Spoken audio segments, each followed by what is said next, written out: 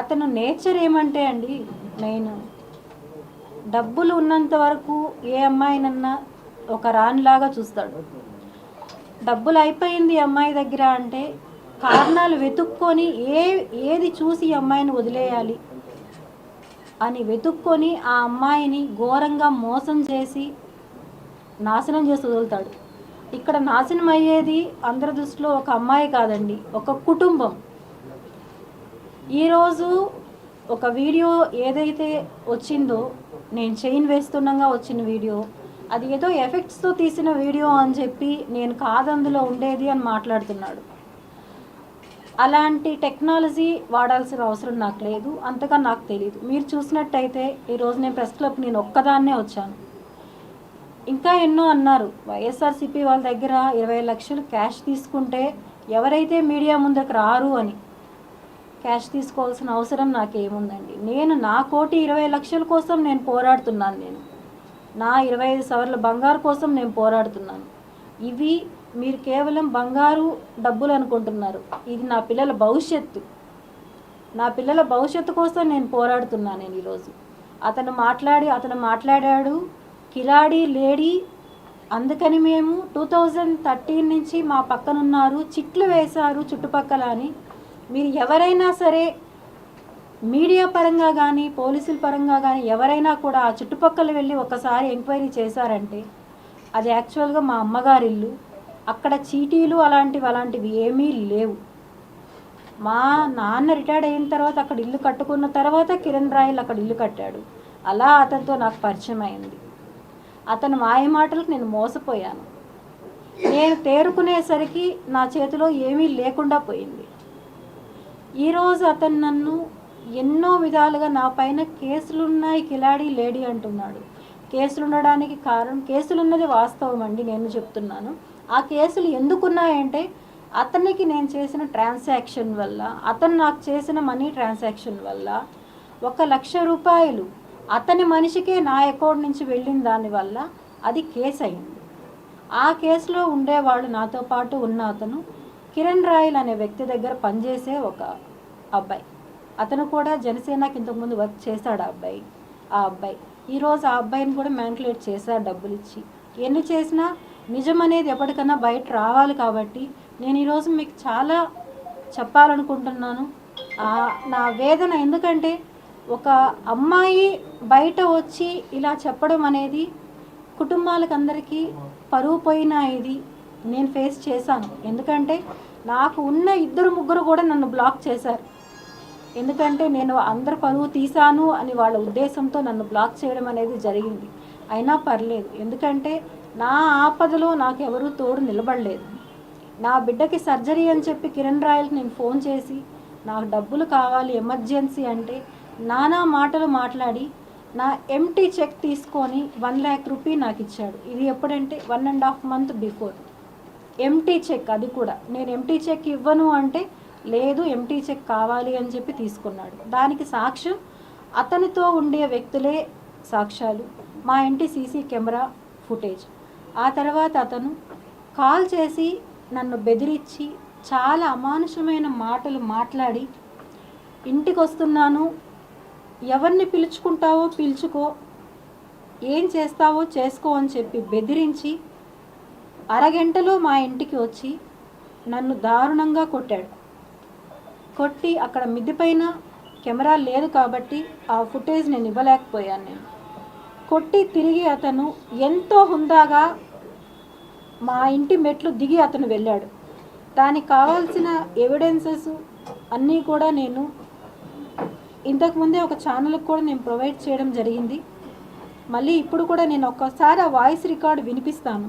ఇవి వినిన తర్వాత కూడా ఎవరైతే ఇప్పుడు నా పైన నిందలు వేస్తున్నారో, ఎంత దారుణంగా మాట్లాడుతున్నారో, వాళ్ళు ఇది వినిన తర్వాత కూడా మాట్లాడగలరా అని నేను అడుగుతున్నానండి వాళ్ళని. చాలా అంటే చాలా ఘోరంగా.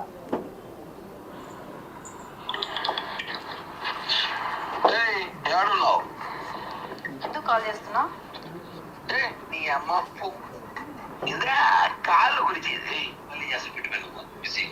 ఒకసారి డేట్ కూడా నోట్ చేసుకోండి, 27th. నువ్వు ఆడున్నా చెప్పి వస్తాడా ఇప్పుడు తెలుసుకుంటే అయిపోయింది ఎమ్మారపల్లి పోలీసులు ఫోన్ చేసి రమ్మని చెప్పి వస్తున్నా ఏంది పెద్ద పూక నువ్వు ఏమైనా ఏదో డబ్బు నీ కాలు నేను నాకినా నీ కాలు నేను పట్టుకుని ఏడ్రా రారా నువ్వు రారా పూక్క ఇంటికాడి లవడే కప్పల్ నా దగ్గర రా. హలో ఏంది మీ నీ బాధ ఏంది ఫోన్ పెట్టు కిరణ్ ఫస్ట్ నువ్వు ఇప్పుడు ఫోన్ పెట్టు అన్నాను.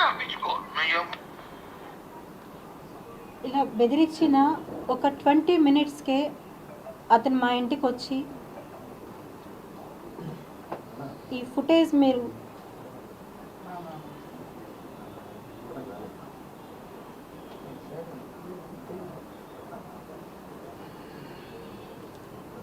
ఇది మీకు కనిపిస్తుందో లేదో వచ్చి మా కింద డోర్ నాక్ చేసి మా పెద్ద అబ్బాయిని నేను ఎక్కడున్నానని అడిగి నేను మిద్దె పైన ఉన్నాను అని చెప్పి బాబు చెప్పడంతో అంటే మా పిల్లోళ్ళకి తెలియదు తనకి నాకు గొడవలు అవుతున్నాయి అప్పుడు అని చెప్పి నేను చెప్పలేదు వాళ్ళకి. పెద్ద అబ్బాయి కింద ఉన్నాడు, చిన్న అబ్బాయి నాతో పైన ఉన్నాడు. అయిన వెంటనే వచ్చి నన్ను దారుణంగా కొట్టి తిరిగి అతను ఎంతో హుందాగా వెళ్ళిపోయాడు. అతను ఆ రోజు చెప్పినట్టు అడిగాడు, నాకు చెప్పాడు, ఏ పోలీసుని పిలుచుకుంటావో పిలుచుకో, ఎవరు వస్తారో రాని నేను చూసుకుంటాను అన్నాడు. ఏం చేయలేరు నేను ఎవరొచ్చినాను.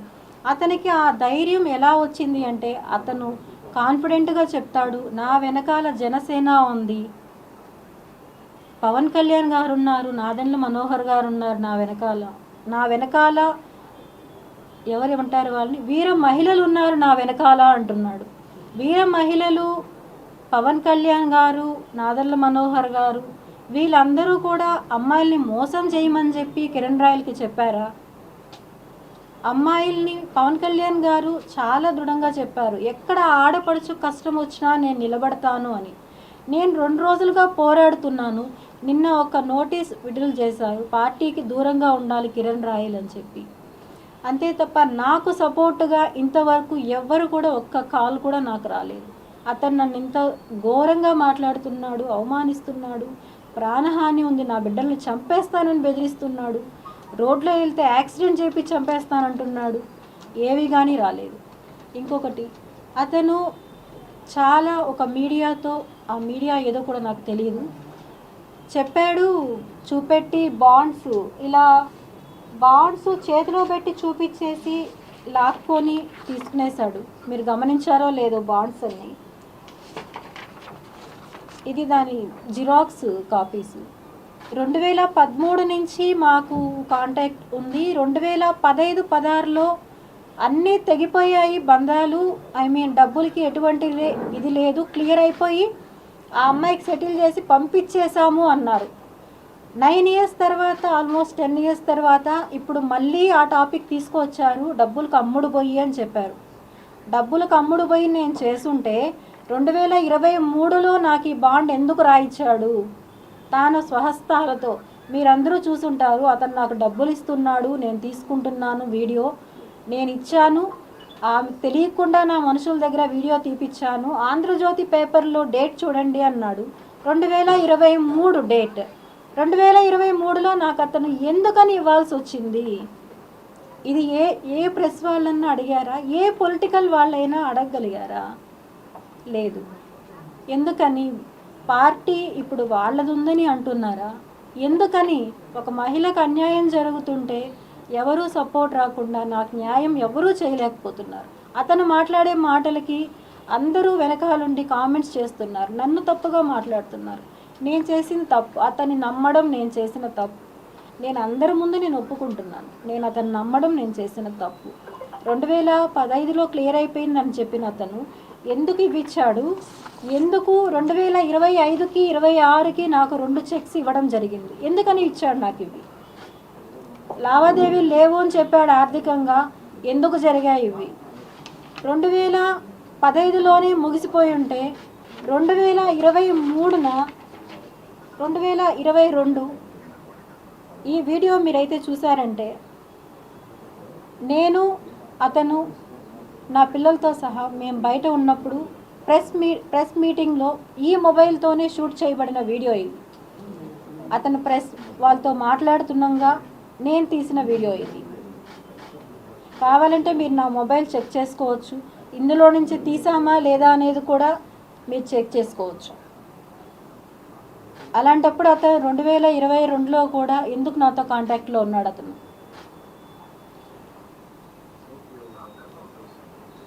అదే టైం ఇక్కడ అతని చేతుల్లో మోసపోయింది నేను ఒక్కదాన్ని కాదు. ఇంతకుముందు మానస అనే అమ్మాయిని ఘోరంగా మోసం చేశాడు. ఆ అమ్మాయి దౌర్భాగ్యం ఏమంటే కన్న బిడ్డకు కూడా ఆ అమ్మాయి దూరం అయ్యి ఎన్నో బాధలు ఎదుర్కొని ఆ అమ్మాయి లైఫ్ అమ్మాయి ఎటో వెళ్ళిపోయింది. బిడ్డ రోజులు ఆ అమ్మాయి ఎంతో ఫైట్ చేసింది. ఆ తర్వాత నేను వచ్చాను. నాకు ముందు ఎవరున్నారో నాకు తెలియదు. నేను నా సమస్యల మొదటైన కారణమైన మహిళ ఎవరైతే ఉన్నారో ఆ అమ్మాయికి వాళ్ళ ఇంటికి వెళ్ళి నేను చెప్పాను. వాళ్ళ పేరెంట్స్తో నేను చెప్పాను, ఇలా అతను మంచివాడు కాదు, మీ అమ్మాయి మోసపోతుంది అని నేను వెళ్ళి వాళ్ళ ఇంటికి చెప్తే ఆ అమ్మాయి ఆ రోజు నాతో అంది, లక్ష్మి అది నా ఇష్టం, నువ్వెందుకు మా ఇంటికి వెళ్ళి చెప్పావు, నువ్వు వెళ్ళి చెప్పడం తప్పు కదా అని నన్ను ఆ అమ్మాయి ఆ రోజు క్వశ్చన్ చేసింది. అదే అమ్మాయి 1 year తిరక్క ముందనే నాకు కాల్ చేసి ఎలా ఏడ్చిందంటే ఆ అమ్మాయి, ఒక చిన్న ఎగ్జాంపుల్, నేను ఆ అమ్మాయిది రివీల్ చేయకూడదని నేను అనుకున్నాను. కానీ ఇప్పుడు కిరణ్ రాయల్ చేస్తున్న ఈ ప్రచారానికి ఇవన్నీ అబద్ధాలు, ఇవన్నీ ఏదో క్రియేషన్స్ అని చెప్తున్నాడు. దానివల్ల నేను రిలీజ్ చేయాల్సి వస్తుంది. దయచేసి ఆ అమ్మాయి నన్ను క్షమించాలి అని నేను కోరుకుంటున్నాను. నేను మీ వెనుక భూమన కరుణాకర్ రెడ్డి గారు కానీ అభినయ్ రెడ్డి గారు కానీ ఉండి చేపిస్తున్నారా? నాకు ఏ పార్టీలతోనూ సంబంధం లేదండి. నాకు ఏ పార్టీలతోనూ సంబంధం లేదు. నాకు ఎవరూ తెలియదు కూడా. నేను ఎవరితో మాట్లాడాలని నేను అనుకోవట్లేదు. నేను ఒంటరిగా పోరాటం చేస్తున్నాను. ఒంటరి పోరాటం చేస్తూనే అడుగుతున్నాను. నేను ఎక్కడ ఆడపడుచున్నా నిలబడతానన్న పవన్ కళ్యాణ్ గారిని, జగన్మోహన్ రెడ్డి గారిని, చంద్రబాబు నాయుడిని ముగ్గురిని అడుగుతున్నాను. నేను నాకు న్యాయం జరిగేలాగా చెయ్యండి, నాకు అండగా నిలబడండి. నేను ఒంటరి మహిళని, 2 బిడ్డలను పెట్టుకొని ఉన్నాను. నాకు ఎప్పుడు ఏం జరుగుతుందో తెలియదు. అతను ఎవరిని పంపించి నన్ను చంపిస్తాడో నాకు తెలియదు. నేను చనిపోయినా కూడా, నన్ను అతను చంపేసినా కూడా నా బిడ్డలకి న్యాయం జరిగేలాగా చెయ్యాలని చెప్పి చేతులెత్తి నేను అర్థిస్తున్నా. నేను అందరినీ నేను దయచేసి 3 రాజకీయాల్లో ఎవరైనా సరే నాకు న్యాయం జరిగేలా చేయండి. ప్రజలు చేస్తారా, అది పోలీసులు చేస్తారా, మీడియా చేస్తారా అనేది కాదు, నాకు న్యాయం జరిగేలాగా చేయాలని చెప్పి నేను అందరినీ అర్థిస్తున్నాను. నేను అలాగే ఇలాంటి నీచుడిని మాత్రం దయచేసి వదలొద్దండి అని చెప్పి కూడా చెప్తున్నా. ఇంకా ఎంతమంది జీవితాలు నాశనం చేస్తాడు ఇలాంటి వాళ్ళు.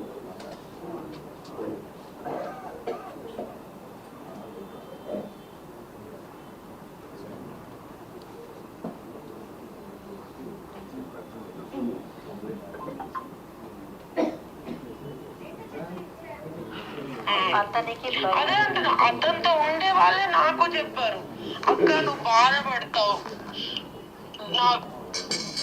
వాడికి తెలిసిందంటే ఇంకా వాళ్ళని చంపేస్తాడని చెప్పి నేను ఇంకా ఏది బయట పెట్టను. వాళ్ళు ఉండే వాళ్ళే నాకు వీళ్ళు చెప్తూ ఉంటారు, అక్క నువ్వు బాధపడతావు అక్క, వద్దక్క, ఆయన గురించి నాకు తెలుసు, ఆయన వదలడక్క, ఎప్పటికీ వదలడక్క ఆయన వాళ్ళని, అంతా ఊరికే అక్క, అదంతా సెగక్క, నువ్వు నమ్మద్దక్క అంటాడు. నీకు చెప్పాను కదా విద్దు, 1.5 year 2 years 11 years విద్దు. 2013లో నాకు ఒక మాట అన్నాడు నీ గురించి. ఏమన్నాడంటే, నువ్వేదో పీక్తావని, నువ్వేదో డబ్బులు ఇస్తావని, నాకు డబ్బులు ఇచ్చే లక్ష్మిని వదులుకున్నా అన్నాడు. అంటే నువ్వు డబ్బులు ఇస్తాననే లక్ష్మితో ఉన్నావా, ఇష్టపడలేదా అంటే, నువ్వు డబ్బుల కోసమే ఉన్నా తనతో అన్నాడు. విన్నారు అందరూ? నేను రికార్డ్ చేసిందా, రికార్డ్ చేశాను అనుకుంటా. నేను వాళ్ళని డబ్బుల కోసమే లక్ష్మితో ఉన్నాను, నువ్వేదో ఇస్తావు అని చెప్పి నీతో ఉన్నాను, నీ వల్ల నేను లక్ష్మిని వదులుకున్నాను అని చెప్పి ఆ అమ్మాయితో ఓపెన్గా మాట్లాడాడు. అది నాకు ఆ అమ్మాయే స్వయంగా చెప్పింది. ఆ తర్వాత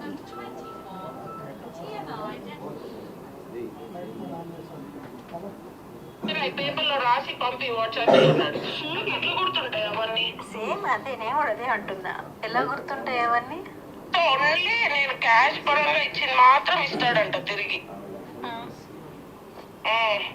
ఏమంటున్నాడు, అందరు ముండలు ఒకే టైపు, అందరు సెటిల్ చేసుకోవాలనే చూస్తారు. అంటే నీకు ఫ్రీగా డబ్బులు ఇచ్చేసి వెళ్ళిపోవాలి. ఉన్ని నాయన నీకు, నువ్వు నీ పెళ్ళాన్ని నీ ఫ్యామిలీని బాగా చూసుకో, మేము ఇచ్చిన డబ్బులతో అని ఇచ్చేసి వెళ్ళిపోవాలి. మాన్సా కూడా సెటిల్ చేయించుకొని డబ్బులు తీసుకొని వెళ్ళిందంట. నువ్వు అడిగావంట డబ్బులు, ఇప్పుడు నేను అడుగుతున్నానంట. మీరంతా ఒకటే అంటున్నాడు. నేను ఖచ్చితంగా అడిగాను బిందు, కానీ నేను అడిగాను. ఇప్పుడు నేను ఎప్పుడు అడగలేదు, నిజం చెప్పాలంటే నేను ఇన్ని రోజులు అడగలేదు లక్ష్మి, ఎప్పుడు డబ్బుల గురించి ఎప్పుడు రాలేదు. కానీ ఇప్పుడు ఈ రోజు డెఫినెట్లీ అడిగాను. నేను ఎందుకు అడిగాను చెప్పనా? ఎంత అవమానించాడు నన్ను వాళ్ళ ఇంట్లో. అవును, నా డబ్బులు తీసుకొని నా డబ్బులు తినేసి నన్నంతా అవమానించి ఇప్పుడు ఫోన్ చేసి నువ్వు నన్ను తలెత్తుకోనికుండా చేసావు నా వీధిలో. ఇప్పుడు నేను ఈ రోజు అంతా బయటకి కాళ్ళు అడుగు పెట్టలేదు, భయం నాకు పెట్టాలంటే. నా పరువు పోయింది నిన్నటితో అంటున్నాడు. మొత్తం వాడు చేసింది. నేను